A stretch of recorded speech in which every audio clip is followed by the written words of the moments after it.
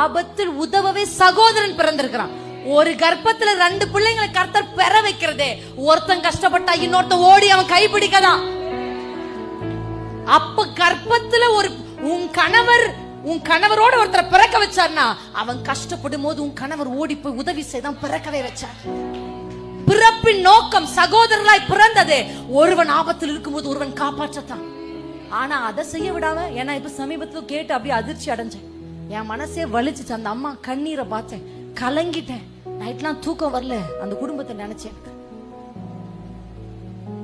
கஷ்டப்பட்டு பிள்ளைகளை படிக்க வச்சு டாக்டர் ஆக்குனா, கட்டிட்டு வந்தவ சொன்னாலாம், என்ன சொன்னாலாம் தெரியுமா? உங்க அப்பா அம்மாக்கு 1 ரூபாய் கொடுக்க கூடாதுன்னு என் பிள்ளைங்க மேல சத்தியம் பண்ணி, 2 பிள்ளை மேல சத்தியம் பண்ணி அவங்க அம்மா கெஞ்சி நிக்கிறாங்க. எப்பா எப்பா தம்பி கொஞ்சம் குடியப்பா, காசு வேணும்பா அப்படின்னு கேட்டா சொன்னாங்களா, என் பொண்டாட்டி சத்தியம் வாங்கியிருக்கா. ஆபத்தில் உறவுகிற சகோதரன் உங்ககிட்ட லட்சத்தை கொண்டு போய் குடுங்கன்னு சொல்லல, 1000 ரூபாய் முடியல கொண்டு போய் குடி. அவங்க பிள்ளைய காலேஜ்ல சேர்க்க போறாங்களே, அந்த பிள்ளைக்கு ஒரு ட்ரெஸ் எடுத்துக்கோமா, ஒரு 1000 ரூபாய் இந்தாமா, எனக்கு ரொம்ப முடியாது, நானே கஷ்டப்படுறேன், ஆனா என்னால முடிஞ்சது. நான் காலேஜுக்கு போகும்போது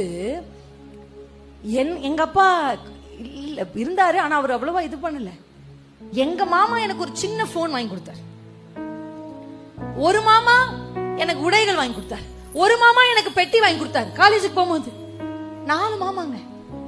அவங்களால என்ன முடியுமோ அதை செஞ்சாங்க. ஆன்டி மாருங்க விட்டாங்க செய்யுங்க. இன்னைக்கு நாங்க நல்லா இருக்கோமே. தங்கச்சி ஆபத்துல இருக்கும் போது கை விரிக்கிறது என்ன?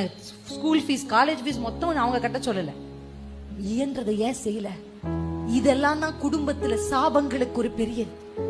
பெற்றோரை அவமதித்து கனவீனப்படுத்தி நீ நன்றா இருக்கணும், பூமியில நெடுநாள் வாழணும்னா உன் தாயையும் தகப்பனையும் கனப்படுத்தணும்.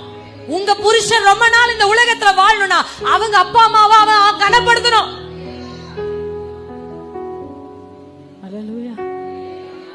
கனப்படுத்த நீங்க விடணும்.